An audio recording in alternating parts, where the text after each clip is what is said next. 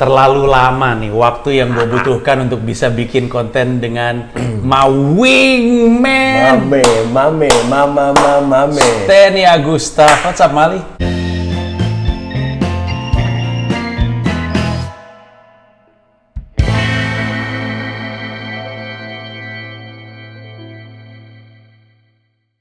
Alhamdulillah. Men, ini setup lu ini yang ada di kantor. Kita mulai dari sini dulu aja ya. Jadi gue sebenarnya di sini diajak Steny bikin workshop personal branding. Jadi sebenarnya resminya yang ngerjain berarti Evio. Betul, teman-teman di kantor, kreasi teman-teman. Kita cuma fasilitator aja. Ngeri guys, ini kantor ngeri nih. Secara fasilitas sudah jadi investment dari Evio Productions. Itulah kalau orang kepepet, kepepet harus ngapain? Kita harus muter otak. Jadi nanti gue coba kasih lihat apa namanya setupnya. Jadi setupnya proper banget. Si Evio Productions ini siap banget untuk create acara-acara virtual kurang lebihnya ya. Alhamdulillah. Virtual event sih kita aimingnya ke situ. Iya, bisa sifatnya workshop, bisa talk show, bisa apapun ya sebenarnya. Betul. Jadi enak kalau udah punya tempat sendiri. Gue juga ada kantor maling, tapi kantornya tuh dilahirkan di era Orba kayaknya tuh. Tombolnya aja tuh yang gede-gede tuh, tombol liftnya tuh tua banget lah. Tapi justru itu asik men, justru asik malah yang lama-lama yang klasik-klasik. Nah, ngomong-ngomong soal yang lama dan klasik-klasik, kami ini adalah bagian dari generasi klasik dunia radio. Betul. Waktu kita siaran tuh yang hits apa sih? Tahun 2005 tuh yang hits apa sih? Yang hits? Iya, Casey and Jojo lah. Masa sih? Lebih lama lagi kan itu kan? 2005. Kita aja kali yang suka Casey and Jojo. Banyak men, gila itu. Nggak, maksud gue itu zaman-zaman di Jakarta waktu itu ya. Dua band gede, Brown Sugar sama T5. Lagi sering main di NYC. NYC. Itu lagi ngetrend banget buat anak Jakarta. Oh, berarti benar ya. Berarti waktu kita 2005 tuh lagi R&B ya. R&B banget. Casey and Jojo was in the house. Kami emang kerjanya nyanyi mulu. Tell me it's real, the feeling that we feel. Hilang. Mending ini aja. Makanya lu jangan kurus-kurus lah, gue udah bilang kalau lu kurus cairan tubuh hilang malah. Iya, lu. Mata ngantuk. Oke. 1, 2. Mata ngantuk, betis pegel, GMHR obatnya. GMHR masih ada kali. Gila. Jadi dulu kami masuk ke Hard Rock FM di era Hard Rock FM juga lagi kenceng tuh pergantian siaran paginya ya. Iya, kita berdua itu sebenarnya gue jujur sih bilang unwanted man. Cuma mereka bingung pengganti Indi Farhan siapa waktu itu. Coba sana, coba sini, coba sana, coba sini. Jadi dibutuhkanlah kayaknya dua pejuang yang emang siap bangun pagi, pengen tampil gue lihat. Betul, gue sih juga ada ambisi pengen balik ke Jakarta sebenarnya. Iya. Oh iya, lo jadi Bandung. Karamoy kan? Iya, dari Karamoy, produser kita betul. Terus kalau gue sih gue dipanggil ke Jalan Bangka kayak ada kafe, Vivi Karamoy ngajak duduk, terus bilang mau nggak siaran pagi ke Jakarta, tapi lu ntar li tes sama siapa? Kan kita tukerannya tuh lu, gua, Bekti, Yosi ya? Yosi, betul. Iya, ini 4 nih tukeran nih, dicari nih. Malah gua nggak pernah sama dia. Iya kan? Iya, waktu lu sakit malah. Iya, benar. Apa gitu, demam berdarah apa tipes gitu. Bener. Jadi gue sempat sama Bekti, sama Yosi. Tiba-tiba diputuskan tanpa sempat nyoba sama Steny. Ya udah kita jalanin. Ya karena kita kedua banci tampilers yang emang lagi nyari posisi di dunia entertainment gitu. Ngetop enggak ngetop. Gue juga baru penghuni terakhir. Siapa? Steny siapa? Iya, petir. Nggak, tapi lu udah di tracks kan? Iya, gue di tracks. Ya, di tracks. Kan lagi naikin lagi scale up mau jadi bawa acara dan sebagainya. It was a great opportunity, man, gila. Iya, dan waktu kami dipasangin pertama kali, yang pertama kali kami notice adalah bahwa dua-duanya senang nyanyi. Betul. Udah senang nyanyi. Tapi Bang Saiful Jamil ngikutin kita, gue rasa. Gak ada apa-apanya. Kita apa-apa juga jadi nyanyi. Bahkan pertama, karena Indi dan Farhan tuh apa ya, deket banget sama pendengar. Dia nongkrong bareng, main. Kita kan ditemuin dadakan. Dan bahkan siapapun yang menggantikan nggak pernah terasa cukup untuk pendengar Indi Farhan. Iya. Sehingga waktu kami pertama kali masuk ada aja salahnya. Gue Sunda banget. Gue om, bokap, suara terlalu berat. Suara malam ngapain di pagi-pagi nih gitu. Suara om gatel nih gitu. Berapa lama kita kayak gitu? Hampir setahun. 8 bulanan lah ya. Di bulan ke-8 itu yang kita bikin nyanyi Cafe Bantam untuk pertama kali. Oh iya. Heal the World. Jadi bayangin 8 bulan dibenci setiap pagi. Tapi mungkin Emera juga nggak punya pilihan lain ya kali ya. Iya. Terus karena kami dibenci setiap hari dihina-hina, terus akhirnya produser kami Winda yang level otoriternya tuh kayak Kim Jong Un lah.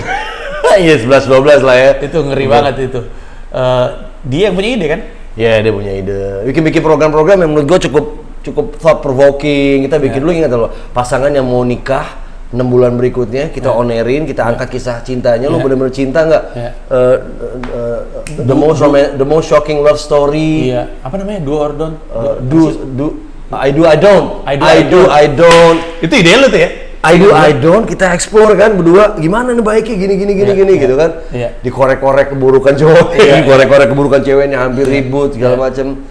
Itu lu mesti sadar eranya kami siaran beda dengan sekarang karena sekarang itu kayaknya ruang untuk talknya kecil, jadi dibikin di timing kan. Iya. Dulu aja kami nih 3 menit, 5 menit itu gedor-gedor kacanya dari ruang produser. Dor, cepetan gitu.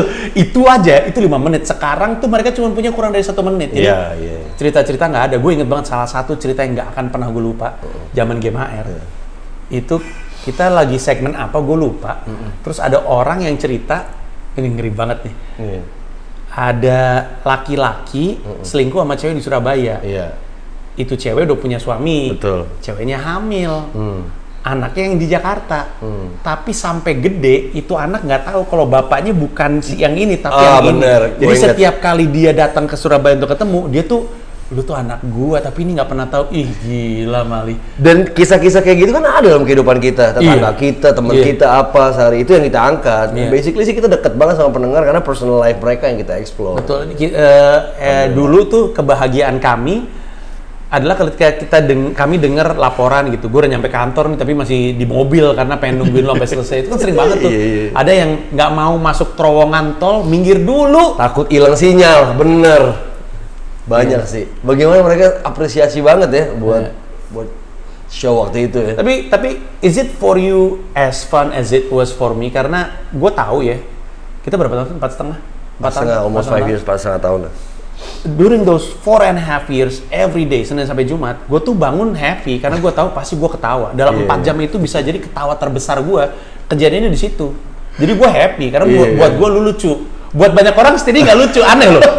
Buat gue sendiri lucu banget. Bahkan yang garing-garing itu lucu banget buat gue. Iya. Oh, was it as fun for you? Wow, of course man, definitely it was the funnest moment. Karena lu yang banyak gue kan banyak ketawa doang. Sama gue juga gitu. Gue yang paling funnya momen ketika nyanyi, kayak gue ketemu, oh this is the glorious time, this is the glorious moment gitu kan. Trias tuh lo yang bawa gak sih? Trias? Iya. Ini momen terbaik gue. Gue gak pernah nyangka gue nyanyi didengerin sama ribuan orang kan. Dan surprisingly banyak orang yang appreciate. Mali, zaman itu masih ratusan ribu dong. Oh, ratusan ribu. Kita ribu. cukup tertinggi waktu itu. Iya, pada zamannya hampir sejuta, betul sekali. Oh iya itu. Sama ini, maksud gue karena tapi nggak bisa dibandingin sama sekarang. Tapi dulu ruang talknya tuh gede sehingga kita bisa ngomongin apapun dan jatuhnya lucu. Bahkan nge-adlibs aja, baca adlibs tuh bisa jadi lucu buat kami karena pertama bosen kan, kita bisa ketemu adlibs sama 4 kali dalam 1 hari. Abis itu ya tentunya ujungnya dimarahin karena kita 1 jam 8 adlibs Mali, gila lu. Bener. Kali 4 jam aja kalau 7 adlibs saya 7 kali 4 28 produk kita bawain, udah segala angle kan. Tapi apa ya yang membuat kita, dan ini tanya aja sama orang-orang Emeranya.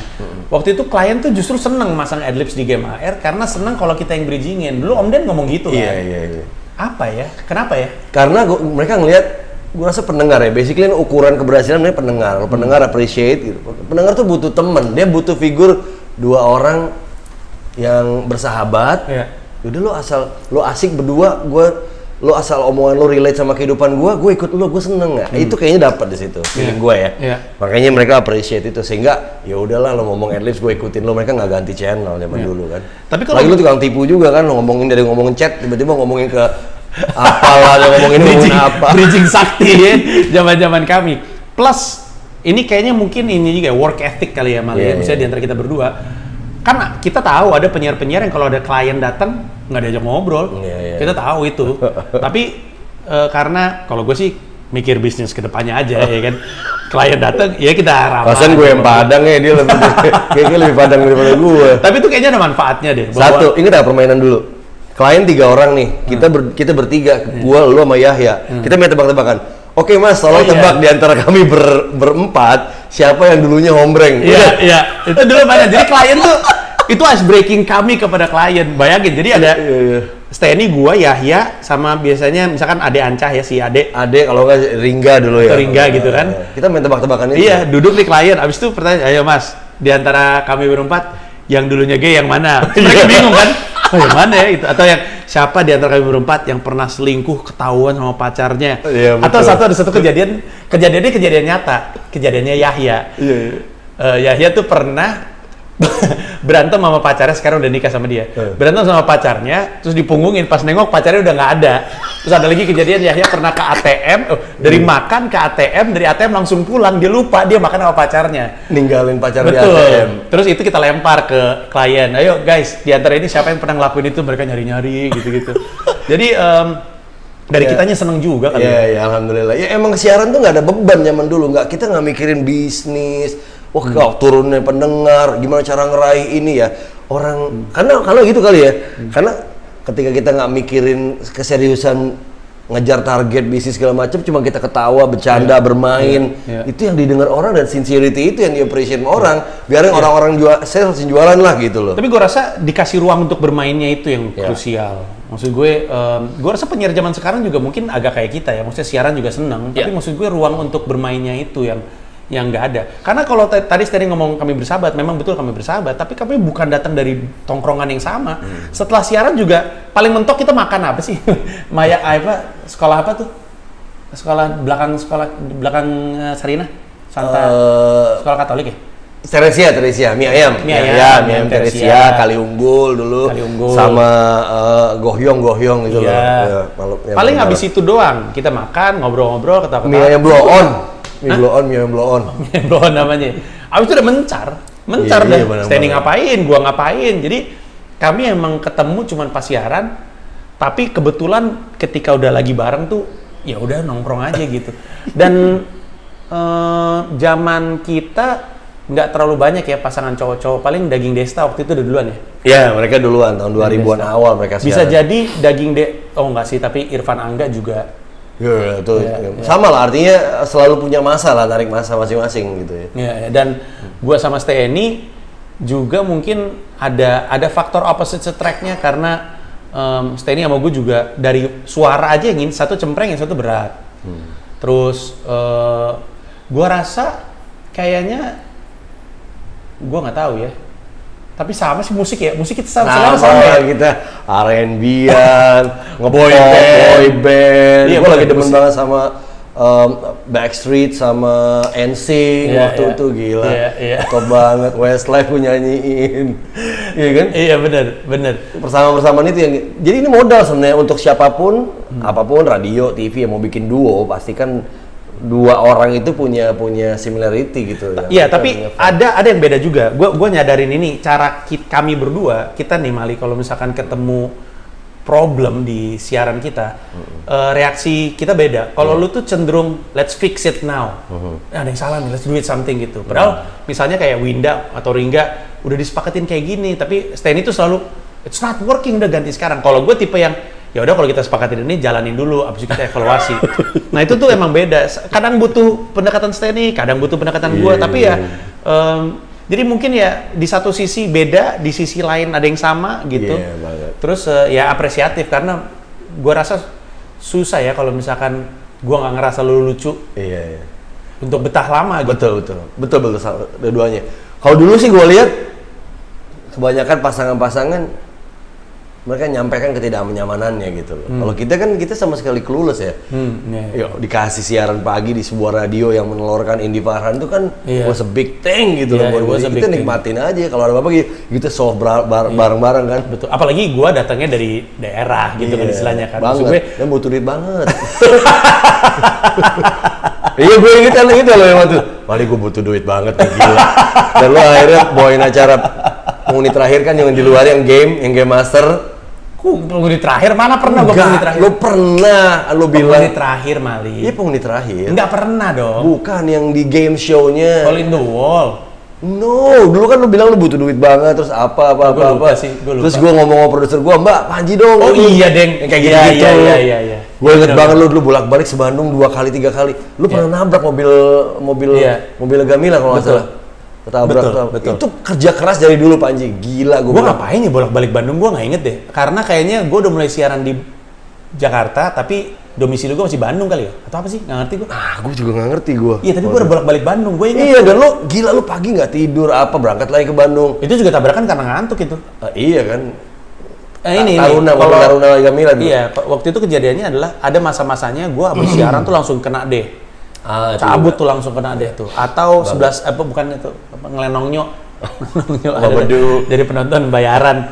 Itu gue habis siaran jam 11 tuh gue udah di sana. Kalau kena deh bisa selesai jam 11 malam, kalau ngelenong nyok bisa kelar jam 2. Nah, tapi waktu itu kena deh. Gamila kunci kosannya ketinggalan di mobilnya nyokapnya, mobil Taruna itu. Jadi kalau gue nggak buru-buru balik, dia nggak bisa masuk kosan, jadi dia luntang-lantung di Bandung. Pantesan lu ngebut Jakarta, lu langsung bela-belain pulang kan? Kalau ngantuk. Gue ngantuk, nabrak, gue inget lagunya John Mayer, gue inget. Soundtrack terbalik. Soundtrack terbalik tuh mobil gila. Kagak terbalik Mali, ini pesek aja. Jadi pas gue buka mata, jadi gue di jalur paling kanan. 100 gue inget, lagi 100 km per jam, tutup mata gue, pas gue buka ternyata udah di sini. Gue ngerem mendadak nyundul truk di belakang sampai pesek, mobilnya pesek gitu. Tapi ya yang gue tahu Panji was the most hard working man at the time, gila lu, parah banget. Sama lah kita. Iya. Mencari jati diri ya. Iya. Iya, ngomong-ngomong mencari jati diri, kita lama nggak sih menyesuaikan? Karena gue inget waktu lu di apa tuh yang lu sama Jody sama Kampret kan lu tipe semes. Iya. Waktu ke gue lebih banyak ketawa, jadi lu banyak setup juga gitu. Iya. Ya ribet nggak lu menyesuaikan? Gue kayaknya kalau gue kayaknya juga nggak susah-susah banget waktu itu. Enggak sih, gue nggak ada masalah sih itu. Tapi gue sadar usahanya banyak di Steny. Gue usaha untuk deketin banyak di Steny. Steny waktu itu ngajak karaoke, aneh banget ya bapak-bapak, maksudnya laki-laki ngajak laki-laki lagi karaoke berdua. Steny juga, waktu itu gue lupa nih, ini pertama kali gue ngerasa Steny itu lucu banget. Masih awal-awal, masih minggu pertama kita siaran bareng. Terus Steny ngajak jalan, naik mobil, nggak tahu mau kemana gue lupa. Dia terima telepon, terus dia ngomong gini, sebenarnya garing banget kalau dipikir-pikir, gue ketawanya lama banget. Dia bilang, Oke kalau gitu, keep in touch. Wah, gue lama banget ketawanya. Sampai sekarang itu bercanda masih dipakai. Keep touching ya. Itu maksud gue itu kan garing ya, tapi gue ketawanya lama banget, gue juga nggak ngerti kenapa. Terus gue pernah nginep di kosan lu. Yo di Pancoran betul. Pancoran betul. Gue pernah nginep di kosannya. Saksi hidup itu. Iya. Artis mana yang nggak sampai situ? Kalau aku. Terus kita udah nyium bau bantal Steny pasti udah tahu. Iya. Wah, itu caur banget lah soal urusan, bahkan urusan cinta masing-masing juga. Lu juga kompleks dulu, inget lu kepusingan lu, gua jangan inilah ntar. Iya. Ya kan lu dulu torn between two lovers kan, lu bingung nggak mau milih. Banyak yang tahu sih, tapi gue juga malas nyebutnya. Ya oke lah. Temen juga soalnya sekarang kan, suaminya temen gue juga. Stand up juga lah ya kan. Jangan gitu dong. Suaminya stand up comedian juga lagi. Mau cerita apa gitu? Ketemu gue interview kan waktu itu di acara gue. Di interview gue di acara gue TV, gue punya acara waktu di dalam bis. Oh iya, gue inget. Gue langsung inget ceritanya tadi. Wah itu gila banget sih, maksud gue. We know a lot about each other during those 4.5 years. Terus waktu itu kayaknya gue ya yang minta duluan udahan gue, terus lu bilang juga ya udah kalau lu udahan gue juga udahan. Iyalah pasti. Itu adalah 2010 kayaknya. Ya nggak sih? 2010. Ini emang strategi gue dulu, zaman dulu sering ketemu sama lo kan, zaman dulu kan si Muka selalu bilang kan, lo harus berteman, lo harus kawin istilahnya sama partner lo. Dan di sisi lain gue harus punya stok nih buat gue celah-celah di pada saat siaran. Nah pada saat off air itulah yang gue korek dulu tuh. Iya. Dan itu membuat lo ketawa. Iya. Dan sekarang juga kelakuan off air juga banyak yang jadi bahan. Salah satu yang terlucu buat gue adalah kami waktu itu pernah MC di Embassy, udah nggak ada sekarang. Embassy kakak. Members only gitu. Samping TVRI apa sih namanya? Iya, Ria Taman Ria. Iya, Kan? Dulu kan PR Yoyo, Kayoyo. Iya benar. Kayoyo. Tapi pernah di situ nih, itu kan tempat gelap guys. Namanya juga tempat dugem. Stay MC malah hafalan semuanya kalau nggak salah. Iya, stay ini bedakan dulu sebelum MC kata gue, Stan siapa yang ngeliat lu sih kan gelap. Gak apa-apa Bali udah kebiasaan. Bedakan dulu ya pakai foundation, ya kan kata gue ngapain sih lu gelap Bali udah kebiasaan Bali. Dan kami berdua ada di radio dugem tapi nggak dugem. Nah itu salah satu kesamaan kita ya. GOC kita, Geng Orange Juice. Teman-teman lain tuh suka nyokokin, tapi karena mereka mabok, mereka nggak sadar kami cuma pura-pura. Bibir cuma ditempel, taruh lagi. Emang nggak suka. Gue sih nggak suka mabok. Sama, gue juga nggak suka. Radionya seneng banget soalnya dugem ya kan. Apa sih namanya? Paranoia. Bos-bos kita itu Iwan Babi, ikan DJ Nox. Wah, gila. Itu those people tuh ini banget lah ya. Dan memang kayaknya skenanya Paranoia juga well respected ya. Sekarang ada Paranoia Award tuh kayaknya everybody wants to be a part of Paranoia. Iya, pengen menang gitu. Banget. Ya DJ itu kan pada zaman dulu club scene lah istilahnya, club scene, band-band indie juga lagi naik tahun 2005, 2006 sampai 2008 ya. Hard Rock FM waktu itu emang megang sih. Iya. Abis itu tapi pas gua berhenti, Steny masih berlanjut siaran dan dia ganti-ganti pasangan. Segmennya ibu-ibu muda, Mahmud. Oh langsung Cosmo gitu ya? Cosmo gue langsung. Itu juga, lu sempet sama Angie? Sama Angie gue. Kan dibujuk, kalau dia cabut punya plan, lo kesini mau kesini. Gue nggak punya plan, Angie mau cabut, ya udah gue cabut juga lah.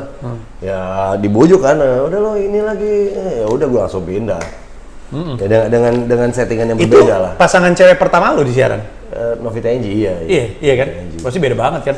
Lu kan dari sebelumnya kan 3 cowok. Iya banget. Pindah cowok lagi. Banget. Ngeset lagi ya? Ngeset lagi. Emang Steny kemampuan adaptasinya luar biasa. Demi duit men. Gue inget banget dia nanya, passion lu apa sih? Nyari duit Ji. Karena apa? Udahlah, forget about hobbies, passion, interest. Di belakang nyokap gue nelfon gue kapan transfer nak. Iya emang passionnya nyari duit. Emang Steny tuh soal peluang tuh, emang dia menemukan kebahagiaan.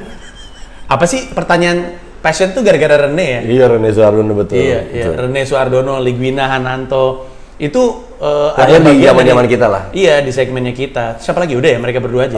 Mereka berdua, ya financial planner yang sekarang udah naik lah ya. Rita Gozi dan sebagainya. Terus Yoris juga zaman kita. Betul. Abis, lu di Cosmo lama juga ya? Lama Mali. Alexander Abimanyu. Gue di Cosmo 2 tahun setengah lah, 2 tahun setengah 3. 2 tahun setengah, pagi semua? Pagi. Terus berapa radio? Ya, enggak. Di situ bukan berapa, Delta dulu. Oh, Delta dulu bener. Delta juga lama tuh. Itu learning banget, beda hal banget, beda grip ibaratnya. Gua ingat. Lu beda pesawat. Betul. Udah mah beda grup dan tipikal audiensnya juga beda. Gue pernah tuh siaran gantiin Asri ya. Lo pernah diundang ya? Gue pernah tuh bareng sama lu. Oh iya sama gua. Habis itu gue kaget, kami kan datang dari morning show juga, tapi di Hard Rock lagu pertama kita tuh harus lagu jedar, biar orang semangat. Lagu pertama gue siaran sama dia di Delta, lagu pertamanya If You're Not The One, kalau gue nggak salah kata gue, slow bener nih lagu pagi ini.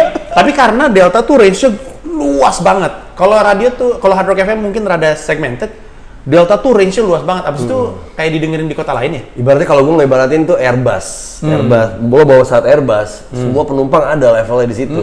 Gitu. Lo mesti bahagiain semua orang. Communication wise juga jadi beda. Banget. Iya. Ngomong juga cepet, itu kan radio format, nggak bisa lama-lama. Nah, kenapa lagu opening itu Daniel Bedingfield? Karena lagu itu ya pas ketemu clocknya di situ. Iya. Abis itu umur lagunya itu juga jauh banget loh. Nothing's gonna change my love for you. Itu masih bisa ada loh pagi-pagi. Ya, karena pendengarnya ada. Iya benar. Orang tua kita masih ada di situ. Benar. Jadi kan emang in terms of marketing, effort lu kan disesuaikan sama market lu. Dan ketika lu berubah, dan makanya kita jadi paham kenapa Asri itu deket banget sama pendengar Delta. Banget. Dan kemampuan storytellingnya sama bagus kayak lo, dia cerita apa yang dia hidupnya dia. Dan aneh-aneh ceritanya kan? Keren banget, banyak macam-macam. Dan tau nggak yang lebih hebat dari dia? Dia sekarang sama Nino kan? Iya. Itu jauh lagi umurnya. Kalau sama lu kan masih nggak terlalu jauh. 30 doi, Asri 42 ya, 42 kalau salah. Jauh maksud gue. Dan itu kayaknya mungkin Delta bawa Nino masuk karena Delta juga pengen dapat audiens mudanya juga. Jadi dapat dari Nino, tapi ada Asri untuk yang core-nya. Betul. Emang tuh perempuan sakti juga sih. Dahsyat. Sakti. Gue pernah kan gantiin lu siaran sama dia. nyambung juga. Iya, banget. Iya. Maksud gua ya masing-masing orang punya kehebatan lah. Jadi modal penyiar tuh emang diri dia sih, personality dia yang dibawa, bukan skill lagi nggak kayak zaman dulu. Kemampuan adaptasi juga krusial, gua rasa. Sebelum lu siapa, Farhan? Sebelum gua Farhan. Jadi Farhan sama Asri? Farhan Asri, terus Farhan sama lu? Farhan cabut, gua diundang untuk gantiin Farhan. Terus gua sama Asri. Nino sama beda semua guys, beda semua. Coba Farhan, Steny, Nino beda semua. Sakti emang, Asri Ulas tuh sakti. Terus udah gitu pindah dia. Itu berapa lama tuh? Di Delta itu kurang lebih 3 tahun kali ya. 3 tahun. Terus dia pindah ke Brava. Nah, di Brava dia menemukan dirinya. Udah mas secara suara mungkin pas. Iya. Secara lagu guys, nyanyi mulu di Instagram gue lihat, buset kata gue Mali happy bener. Tapi di situ sendirian. Itu pertama kali sendirian. Betul. Aneh ya morning show sendirian. Enggak ya? Karena level ini pebisnis orang nggak butuh terlalu banyak berisik. Jadi hanya butuh satu driver doang. Gitu. Abis itu lu juga ketemunya sama CEO level. Yap. Interview Pun kalau di pemerintahan juga levelnya tertentu. Ya, gitu. Menteri dan segala macam. Maksudnya lu aspiring juga kan, ketemu bisnis kan lu pengusaha lu juga. Plus lu juga you do investment, right? Kadang-kadang exactly. gue bisa kebayang kalau gue ditaruh di situ, I'd be out of my aquarium gitu. Tapi Steny ngerti bisnis, ngerti investment, ekonomi, cocok gitu di situ. Lagunya sih tapi. Aduh anything man. Lagunya. Lagu ya bener-bener. Orang zaman gue siaran di Delta, Steny tuh masih suka masukin lagu dari album, lu tahu nggak ada album Adult Contemporary 3. Itu lagu-lagu zaman dulu. George Duke, ya kan? Itu tuh lagunya Brava sebenarnya. Lu jangan kayak gitu, di George Duke itu sering gue puter di Trax FM, jalan gue siaran itu. Trax FM tiba-tiba all it's you, sweet baby. Itu. Aku tadi gue bilang, lu ngapain muter lagu itu? Gila lu, itu kan lagunya bokap-bokap. Ya kan di mobil bokapnya nganterin anaknya. Masa anaknya mulu kita hibur, bapak juga dong. Setan lu, awas lu muter lagu itu lagi. Lucu banget. Si Steny itu musically dia tuh impulsif gitu. Jadi kalau ketemu lagu tuh nyanyi pasti dia. Ketemu kata, makanya kan tadi kami bilang Saiful Jamil mah itu baru kekinian. Kami dulu ketemu kata tuh nyanyi. Jadi gue bisa ngebayangin anjing Steny pasti happy banget di berapa lagunya. Itu lu? Iya, gue bisa muterin apa-apa juga mau. Iya, selera lu nggak bertabrakan dengan pendengar pada Enggak, gue ada di segmen gue lah at the time. Still, lu masuk gantiin Ferdy Hassan. Betul. Sebelum Ferdy Hassan, Leonardo Ringo ya? Kayak Leonardo Ringo sama Willy kalau nggak salah Willy ya dulu ya. Leonardo Ringo, gue nggak tahu sekarang masih atau enggak, tapi untuk waktu yang cukup panjang dianggap the voice of Brava. Yes, The definitely. voice of Brava Radio. Kalau lu denger, ini Brava nih Leo. Iya, dia banget. Iya. Habis itu lu masuk fill-in big shoes juga kan, Ferdy Hassan. Ya.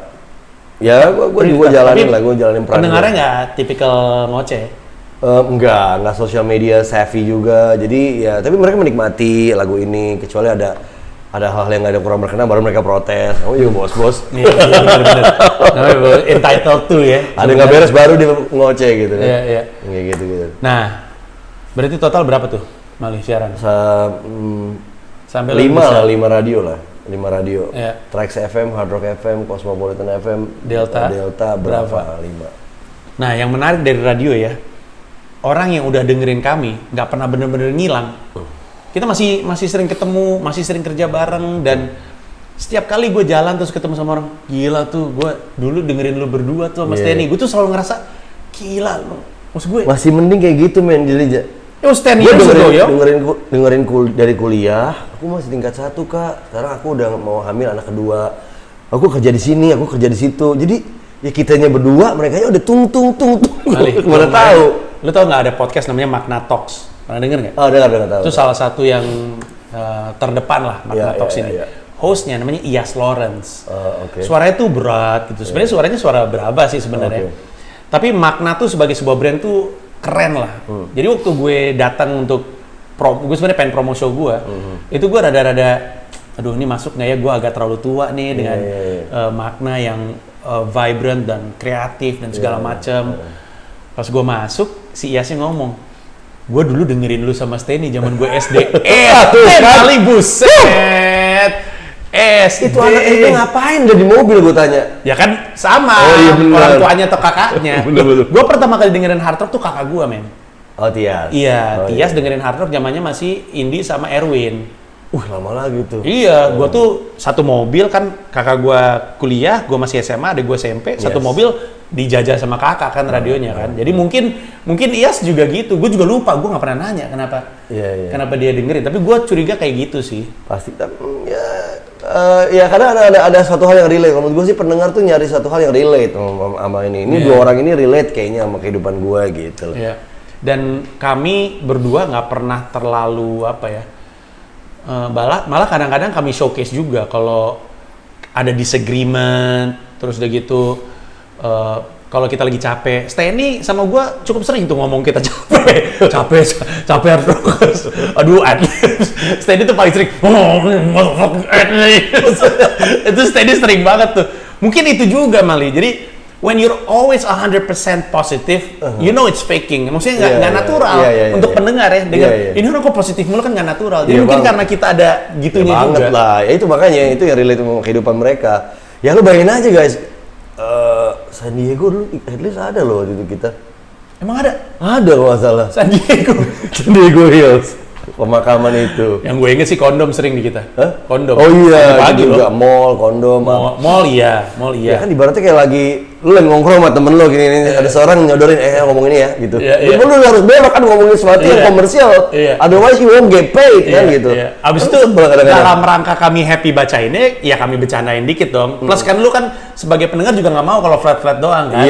Dibercandain. Gue pernah ada satu baca adlibs kayaknya kondom itu. Lama banget ketawanya, lama berdua sampai dimarahin. Jadi kan ruang siaran Hard Rock FM tuh sebelah sana tuh kaca. Jadi orang tuh bisa, ngomong lu. Bisa kayak gitu kayak ketawa. Wah gila. Ngomong ruang kaca tuh kadang-kadang kita suka nyapa-nyapa juga tuh. Good morning. Ya kan kalau misalkan anak-anak cakep-cakep. Iya, lebih ke ini aja, lebih kepada. Jadi Hard Rock FM Jakarta terutama denahnya itu kurang lebihnya pas lu masuk, yang lu lihat tuh ruang siaran. Jadi orang tuh mondar-mandir depan kita tuh sering banget. Kaca. Jadi ya orang lewat kita sapa, halo, good morning. Itu mendengar kita kayak diem nih orang. Hello sama siapa nih? Tapi sekarang yang gue perhatiin, personality itu walaupun tampak absent di radio, tapi very vibrant di podcast. Jadi bahkan penyiar-penyiar radio, kalau lu buka Spotify ya, abis itu lu search chartnya, kayaknya top 10 tuh didominasi penyiar. Jadi walaupun podcast tuh harusnya jadi platform yang egaliter, tapi kayaknya ada quality dari penyiar radio yang membuat podcastnya penyiar radio lebih enak didengar. Karena kan penyiar radio belajar vocalizing, dia cara maintaining suara supaya nggak gini, tetap berada di atas, humming. Also, itu kemampuan I would think penyiar tuh selalu punya di benak mereka ada yang dengerin. Kayaknya krusial deh. Mindset karena kalau yang gue bukan mau ngomong amatir ya, tapi yang bukan datang dari latar belakang radio, ketika podcast aja, dia ngoceh, dia pikir cuma dia doang. Sementara penyiar tuh nggak bisa ngelepasin ingatan bahwa ada yang dengerin. Ada yang dengerin. Jadi kalau lu ngomong lu tahu ada yang dengerin, kan lu mulai mikirin durasi, mulai mikirin flow. Orang podcast enak. Kadang-kadang orang kalau podcast tuh ngoceh, ngalor ngidul kemana gitu. Bisa loh sejam ngoceh doang tuh bisa. Nah penyiar tata krama itu tahu ya gitu. Iya. Sejadi, ya mungkin kayak gitu. Dan ada radio juga si grupnya Mahaka itu udah punya platform namanya Noise, di mana kayaknya mau pelan-pelan digeser ke sana. Tapi lucunya Mahaka, gue pernah siaran kemarin baru aja sama 6 radio mereka. 6 radio, 15 penyiar kalau gue nggak salah. Morning show-nya tuh siaran bareng. Gue nengok kanan kiri, nggak ada yang stand up comedian nih. Tapi di Noise didominasi sama stand up comedian. Jadi kayaknya mau ada shifting sih, ada shifting geser ke arah sana. Radio is a tricky business right now. Definitely man. Itu lagi susah. Ya termasuk kan zaman kita nggak mikirin disrupsi teknologi kan dulu. Pendengar kita 1 juta, ya tadi masih gitu. Kalau sekarang kan distraction banyak, orang bisa gini gitu. Nah kalau ngomong distraction ya kegerus pasti. Iya. Artinya gini, dari dulu distraction ada, tapi the type of distraction we have right now, Netflix nggak ada zaman itu. YouTube in terms of content wise, nggak ada kayak gitu. Maksud gue, kita udah nonton YouTube dulu ya, ini harus gue akuin, kan gue punya cita-cita stand up udah lama, tapi hilang, hidup lagi gara-gara dia. Dia nonton YouTube Pablo Francesco. Gue ngeliat dia, gue bilang, oh iya kan gue suka stand up, kenapa gue nggak cari? Ketemu Chris Rock. Di situ gue bilang, kayaknya gue seriusin nih stand up. Tapi even dulu YouTube nggak kayak sekarang. Konten Indonesia pada zaman dulu nggak kayak sekarang. Enggak banyak. 2000-an, 2005 sampai 2010. Itu tau nggak lo, gue ingetnya apa? Ini kita satu frame loh dalam di Antv dulu. Kita jadi ventriloquist. Iya. Kita jadi pemain boneka, temen-temen. Klipnya masih ada di YouTube. Kalau ada men. Gue lagi nyari itu video di mana ya? Star Kids, lo cari aja. Coba Star Kids Antv, cuman satu. Nah, ini jadi masalah nih. Itu acara anak-anak kan. Kita dapatnya gara-gara Winda, produser kami, pindah jadi produser Antv ya kan. Betul. Terus dia di-assign untuk bikin acara namanya Star Kids, sebuah program untuk anak-anak. Main boneka. Kita belajar puppet, gitu. Boneka puppet. Kami punya guru namanya Kak Arya. Nah, gua Steny sama satu lagi Andira, yang juga akhirnya siaran di Hard Rock FM juga. Betul. Gua megang tikus namanya Mucu, Steny megang ayam namanya Cik.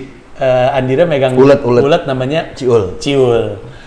Nah yang jadi masalah gini, kami tahu nih acara anak-anak, kaminya bapak-bapak. Jadi kalau lu nonton itu banyak banget bertebaran bercandaan double meaning, tau gak lu? Porno.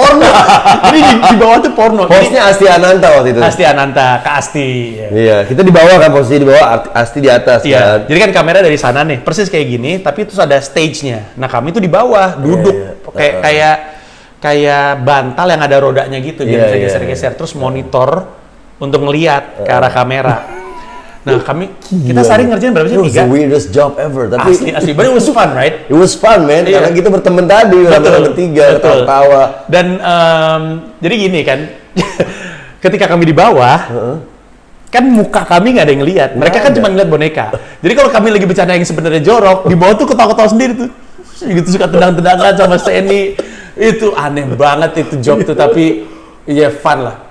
Macam-macam. Iya. Asti Ananta. Salah satunya nih, ini ada kejadian paling aneh. Kami pernah bintang tamunya Roy Suryo. Oh iya benar. Roy Suryo. Jadi gini, setiap episode tuh pengennya memperkenalkan profesi. Jadi ada dokter, pilot, pemadam kebakaran. Salah satunya, nggak tahu siapa yang punya ide, pengen memperkenalkan pekerjaan pakar telematika. Roy Suryo masuk. Bear in mind, ini kan acara anak-anak. Terus ditanya dong sama Mucu, Ciul, Cik sama Asti Ananta, pekerjaan telematika apa? Pakar telematika. Dia bilang salah satunya adalah ngecek apakah ini foto palsu atau hasil rekayasa atau asli. Dia keluarin laptop, yang dia keluarin foto perempuan telanjang. Oh iya, ingat nggak? Bener. Tahu nggak, bonekanya aja mangap, kita mangap. Ini orang gila kali ya. Masa di acara anak-anak ngasih lihat foto-foto perempuan telanjang nih. Yang ini tuh sebenarnya ini direkayasa nih kan. Iya banget. Bonekanya bengong, di bawahnya bengong. Bertiga bengong, boneka bengong. Hah? Ini gila ini. Wah, itu kocak banget sih. Parah. Itu bercanda-bercandaan om-om semua itu pada acara. Ritek. Gila lu bercandaannya itu bukan bola anak-anak. Iya, gitu. benar. Ulang lagi. Sebentar, permasalahan kami selalu sama, antara ngantuk. Jadi Steny pernah nih, tangannya lagi begini, tapi badannya gini. Jadi kita lagi take nih, lagi syuting, tiba-tiba, Cik, kok ngomong Cik tidur. Kadang-kadang gue yang tidur. Kalau Andira nggak morning show waktu itu. Sama masalahnya pegel, berat banget. Jadi kita ada tukang pijit, gitu-gitu. Ya Allah, man, those days, man. Ya tapi what's interesting is, even after siaran, selalu ada yang... itu kita siaran juga masih ya? Iya. Ya setelah siaran, selalu ada yang mengaitkan kita. Jadi untuk saat ini adalah yayasan yang kami jalanin. Yayasan emang lahirnya ada kurang lebih ada andilnya kita berdua. Walaupun yang diriin waktu itu ada Lanang dan ada yang lain. Tapi sekarang udah jalan sendiri. Terus gue posisinya sebagai pembina dan sekarang Steny posisinya sebagai ketua dengan pengawas Indro Warkop. Dan nggak tahu ya, kan ada tuh zamannya setahun, waktu itu belum ketua, ketuanya masih Lanang. Ada zamannya setahun tuh gue nyaris seminggu 3 kali ke Darmanis. Rumah sakit.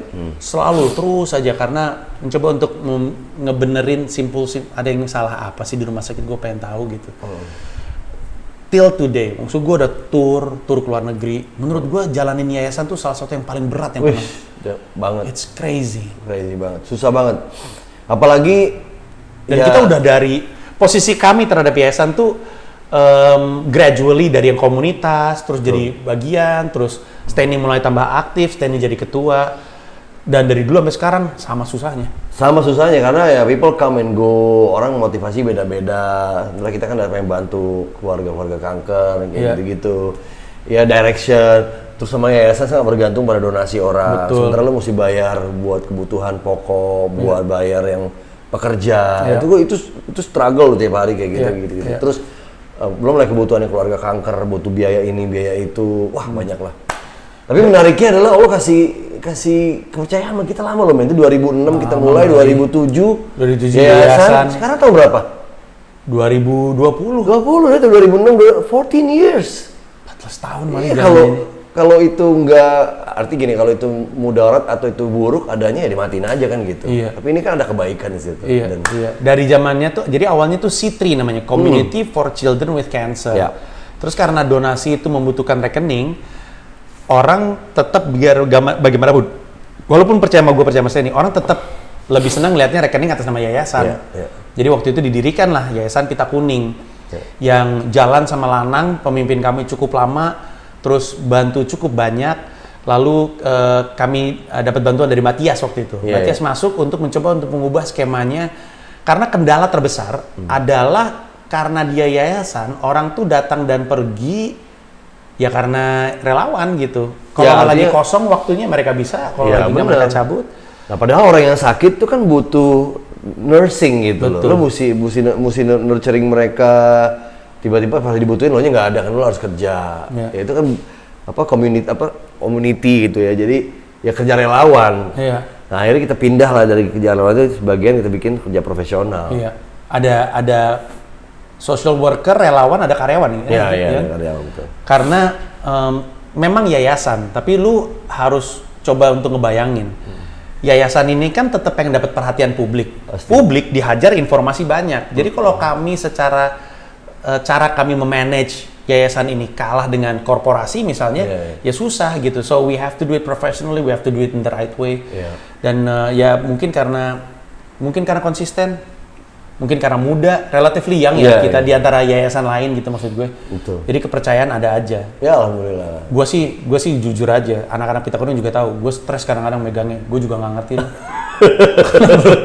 Lu kuat banget, tapi karena gini, gue juga ngomongin ini karena kita masih ada di pandemi. Banyak orang yang lupa, memang teman-teman yang terdampak pandemi butuh bantuan.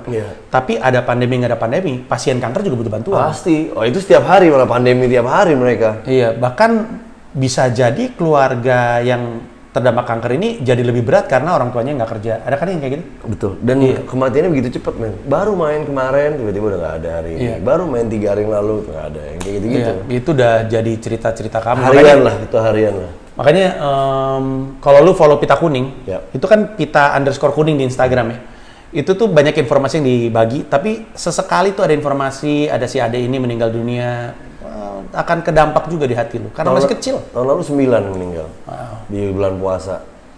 Tapi tugas kita kan adalah bukan pada saat dia meninggal, itu kan rencana Tuhan, rencana Allah kan. Tugas kita adalah memberikan treatment terbaik pada saat dia lagi masih hidup, sakit itu kan gitu. Kalau udah nyawa ya udah, itu punya Sang Pencipta, punya hak, inilah tentuan. Coba lu bayangin, kami ini dari tolol-tololan bareng, main boneka bareng, ngerjain yayasan bareng. Gila emang. Gue berharap itu legacy sih. Artinya ya one day itu akan jalan terus. Kita udah nggak ada, lo udah nggak ada, gue udah nggak ada. Itu akan jadi satu yang bermanfaat buat orang sih. Yang gue tujuannya, yang gue jaga adalah itu sih, supaya tetap sustainable dan mendatangkan manfaat. Gitu. Di luar itu, lu bisa mencari Stanley selain di Pita Kuning. Lu bisa cek dia di FVO Productions-nya. Apa aja sih bisnis lu, Mali? Gue related ke situ sih. Pertama gue event organizer, terus gue bikin production set. Biasanya kalau IO itu kan ada productionnya, bikin panggung, stage-nya, booth, buat pameran, expo. Terus gue sempat ke talent juga. Talent artinya kita cuman matchmaking antara seorang kayak talent ya kayak agent, jadi kita lepas di situ aja gitu. Nah karena pandemi ya, sementara kita harus disuruh ngatur strategi ulang lah. Termasuk setup ini. Iya. Lu cek aja mungkin, tapi kayaknya lu juga konten soal event lu juga lumayan di Instagram lu ya. Si Evi ada YouTube nggak? Ada YouTube ada. Jadi lu bisa cek juga. Mungkin yang kita kerjain klip-klipnya ada kali ya? Ntar ada. Kita buat di FVO Production sih. Biar lu ada bayangan. Habis itu lu bisa bilang, boleh juga nih FVO Production sih. Nanti kita ajak kerja sama. Intinya sih moga-moga roda ekonominya muter lagi ya. Amin. Lu juga, amin. Sejujurnya, kan rakyat banyak nggak suka yang ngeliat pemerintah ngelonggarin PSBB. Kan mau itu pemerintah provinsi atau pemerintah pusat, ada tendensi, kok kayaknya mulai longgar lu sama PSBB-nya. Tapi dalam hati gue pikir, banyak banget yang bersyukur dengan PSBB mulai longgar ini. Iyalah men, gila, dagang kue orang-orang di bawah. Iya. Siapa mau beli dagangannya kalau semua orang di rumah? Iya, kayak gini deh kan, Car Free Day kan kemarin sempat bikin rame nih. Dan gua ngerti kekesalan warga tuh datangnya dari mana, karena mereka ngerasa udah tahu kalau berdekatan jadi penyakit kenapa lu lakuin, tapi gue tuh selalu mikir kalau lu bikin orang keluar rumah pasti muter roda ekonomi entah di mana. Iya pasti. Orang pergi ke Car Free Day mungkin nggak makan di situ, tapi pasti makan di restoran. Iya. Ngerti nggak sih maksud gue? Jadi ada roda ekonomi yang berputar karena ada activity di luar Meskipun rumah. Pemerintah nggak nyuruh orang keluar rumah, tapi ya udah boleh lah, gitu. Dibolehin aja lah gitu. Ya Tapi kan lu hati-hati dengan misalkan Pemprov deh dengan dia bikin Car Free Day yang di Sudirman Tamrin tuh ditutup. Sudah pindah ke tempat lain. Jadi gue pikir ini kayaknya emang pengen pelan-pelan bawa orang keluar supaya roda ekonominya muter lagi. Masuk di Bekasi kan jadi percontohan supaya semua dibebasin. Believe me, susah banget loh kerja di pemerintahan sekarang. I would never imagine myself working for a government right now. Gila men, pusing gue ngurus kantor aja banyak pusingan. Apalagi ngurusin rakyat dengan berjuta mulut, netizen yang pedes-pedes, iya kan? Dan kadang netizen salah, tapi dalam banyak kasus netizen juga benar. Yang sulit adalah pemerintah nggak bisa ngambil keputusan yang semua orang suka. Nggak mungkin. Itu susah. Kita harus lebih pintar sih kayaknya belajar mengetahui apa sih di balik keputusan itu. What's behind it? Kenapa dilonggarin gitu loh. Jangan lihat dari satu sisi menurut gua. Kalau satu sisi kan lo pasti kan ngambek aja gitu loh. Oh, ternyata gitu. Soalnya gua pernah bahas juga sih waktu itu di podcast gua bilang yang banyak orang nggak tahu itu saat ini di Indonesia orang yang hidup dari duit pinjaman dari orang lain banyak banget. Dan kalau misalkan roda ekonominya nggak diputar pelan-pelan, kasihan juga. Sampai kapan kita maksudnya dari kita sih pengennya bantu terus ya, tapi kan maksud gue nggak mungkin semua orang hidup dari sumbangan. Ya udah hari-hari terus tuh, ya Gojek aja, berarti kan setiap hari mesti jalan. Iya. Nggak bisa nganterin makanan doang, gila. Ya hopefully for the best lah. Ya hopefully man. Tapi put that on a high note, hopefully for the best tuh maksudnya hopefully optimis, yang di jalannya bisa jalan lagi. Karena dia ngerjain event, gue juga punya event kan, tur gue. Tapi ya moga-moga. Iya. Tapi banyak hal yang harus kita syukurin menurut gue. Kalau kita lihat, kalau kita renungin gitu banyak.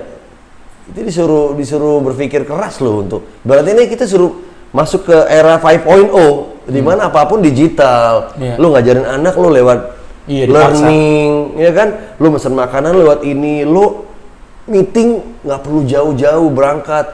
Dari sini ke Surabaya ikutan meeting di conference di Surabaya. Lu bisa duduk aja manis, pakai jas, bawahnya pakai kalau pendek, lo bisa meeting di dunia. Itu satu sesuatu yang sebenarnya mungkin udah ada dalam cakrawala kita, tapi terus didorong lebih cepat gitu. Feeling gue baru tahun 2 tahun depan nih kita masuk belajar situ. Tapi dengan ada corona ini kita sudah belajar cepat. Betul. Ya, selalu kalau di mata orang tua mah semua ada positifnya. Tapi ya sederhana aja deh. Kapan lu kan sibuk? Sama keluarga lu nggak pernah ada, ibarat gitu ya? Iya. Dengan ada kayak gini lu kan di rumah terus. Iya benar, itu yang gue syukurin. Iya kan? Iya, makan siang di rumah. Itu mahal loh, precious loh men. Iya, makanya gue pengen ngomong, tapi orang takut salah tangkap karena orang tersinggung mulu kan belakangan ini. Tapi gue pengen bilang bahwa kalau kita pikir-pikir sebenarnya emang banyak, maksudnya ada hal positif yang kita bisa tarik. Ada. Justru kita harus nyari men hal-hal positif di balik setiap musibah, di balik setiap ujian itu. Karena itu sebenarnya mungkin ada hints yang harus kita pelajarin. Oh, this is for me, ini learning buat gue loh. Ya, gue setuju. Nah, tuh. Itulah keterangan dari Om Steny, Bapak kita bersama. Tapi ya, moga-moga orang kalau misalnya ada pendengar STNG yang lagi nyimak, Please. Iya. Komen-komen nih. Iya, and know that we're always together sebenarnya. Mungkin kapan-kapan kalau misalkan dibutuhkan, waktu itu temen kami kawin aja, kami nyanyi Masian, si Fuad. Oh iya, kami nyanyi. Mas, grup WhatsApp-nya aja masih ada, belum lu bubarin. Belum ya? Masih ada itu. Ya siapa tahu ada job, siapa tahu ada yang mau manggil Cafe Bantam ya kan.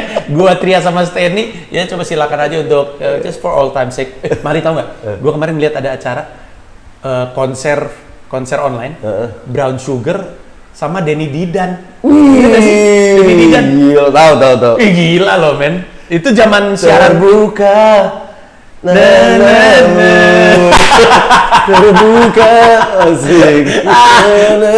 Itu Casey and Jojo-nya Indonesia itu. Mereka mau konser malah sama Brown Sugar. Dahsyat. Judul show-nya Unfinished Business. Wih gokil. Itu kita banget itu. Dan Brown Sugar formasi yang dulu tuh yang ada Arif, terus gitu Junior Arif. Terus ada Bowo yang suara tinggi, sama satu lagi yang rappernya namanya siapa sih? Yang keren banget lah gayanya, cool gitu. Jay-Z lah kayak gitu loh. Iya, keren banget lah gayanya itu. Ya, udah omongan lama. Tapi ya, terima kasih kalau misalnya udah dengerin. Kita doakan sehat Steny juga. Amin, doain semua lo juga main sukses. Amin. Moga-moga ini semua per-eventan bisa menggeliat kembali, hidup kembali, dan kalau misalnya lu butuh yang ngejalanin FVO Production bersama dengan Steny Agusta. Thank you so much bro, thank you so much. Dan jangan lupa bantu anak pasien kanker pita kuning. Ya, pita kuning ya. Thank you. Bye bye. Thank you, take care man. Amin. Gila 50 menit loh.